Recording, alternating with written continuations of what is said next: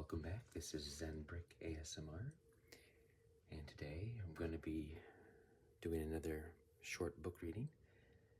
Again, this one is by one of my favorite authors, Jon Muth. The book is called The Three Questions, based on a story written by Leo Tolstoy.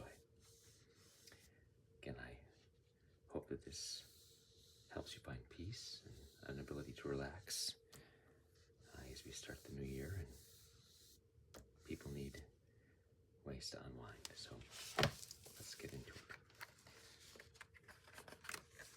And I think the art is really well done in this. Let's see. There once was a boy named Nikolai who sometimes felt uncertain about the right way to act. "I want to be a good person," he told his friends, "but I don't always know the best way to do that." Nikolai's friends understood, and they wanted to help him. "If only I could find the answers to my 3 questions," Nikolai continued, "then I would always know what to do."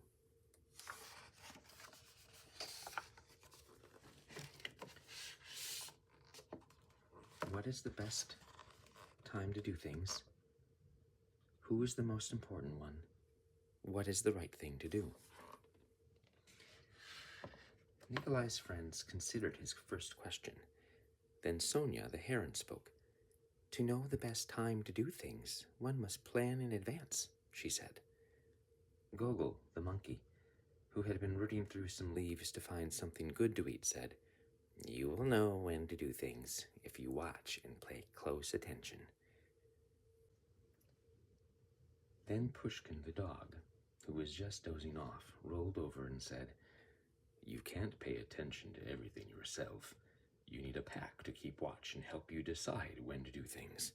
For example, Gogol, a coconut is about to fall on your head."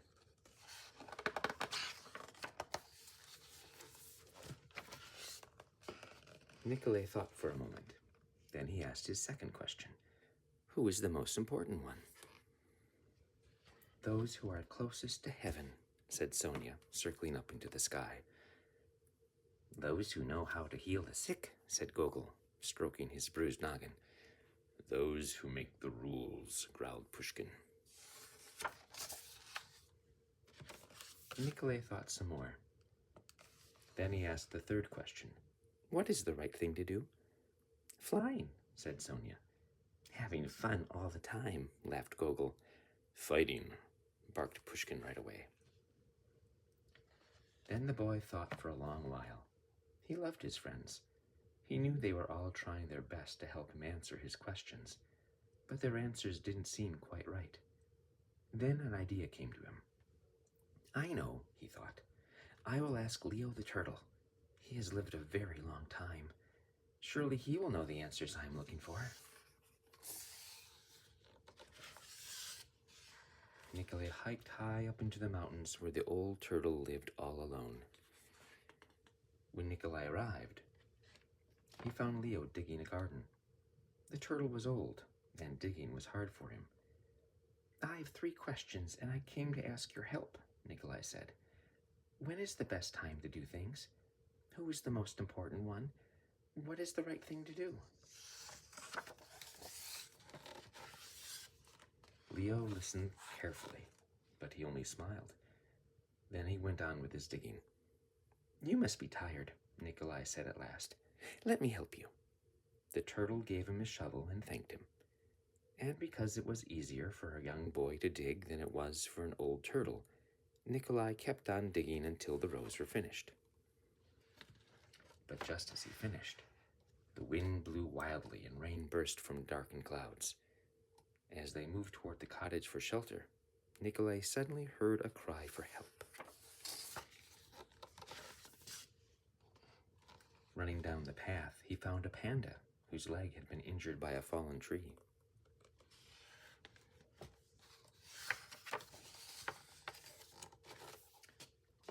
Carefully, Nikolai carried her into Leo's house and made a splint for her leg with a stick of bamboo. The storm raged on, banging at the doors and windows. The panda woke up. "Where am I?" she said. And where is my child?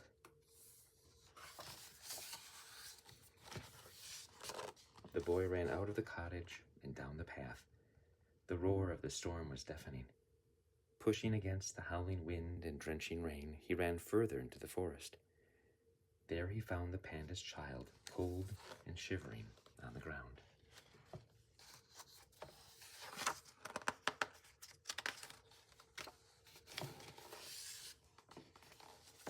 The little panda was wet and scared, but alive. Nikolai carried her inside and made her warm and dry. Then he laid her in her mother's arms. Leo smiled when he saw what the boy had done. The next morning, the sun was warm, birds sang, and all was well with the world. The panda's leg was healing nicely, and she thanked Nikolai for saving her and her baby from the storm. At that moment, Sonia, Gogol, and Pushkin arrived to make sure everyone was all right. Nikolai felt great peace within himself. He had wonderful friends, and he had saved the panda and her child, but he also felt disappointed. He still had not found the answers to his 3 questions, so he asked Leo one more time. The old turtle looked at the boy. "But your questions have been answered," he said. "They have?" asked the boy. "Yesterday, if you had not stayed to help me dig my garden, you wouldn't have heard the panda's cries for help in the storm. Therefore, the most important time was the time you spent digging the garden. The most important one at that moment was me, and the most important thing to do was to help me with my garden. Later, when you found the injured panda, the most important time was the time you spent mending her leg and saving her child. The most important ones were the panda and her baby, and the most important thing to do was to take care of them and make them safe. Remember then that there is only one important time, and that time is now. The most important one is always the one you are with, and the most important thing to do is to do good for the one who is standing at your side. For these, my dear boy, are the answers to what is most important in this world. That is why we are here." The end. And again,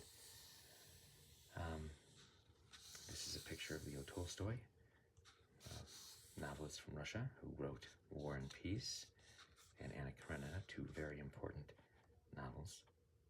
And he wrote 3 Questions around 1903. And again, Jon Muth adapted that story for this. And again, I think he does a good job of writing things in such a way to make us pause, reflect, think about what's really important, and again, hopefully to find some peace. And if there's something that we can use more of in this world, it's peace. So, I hope you enjoyed this. If you did, please give a share, a like, comment on anything you want to see, and subscribe to my channel. Talk to you soon. Bye.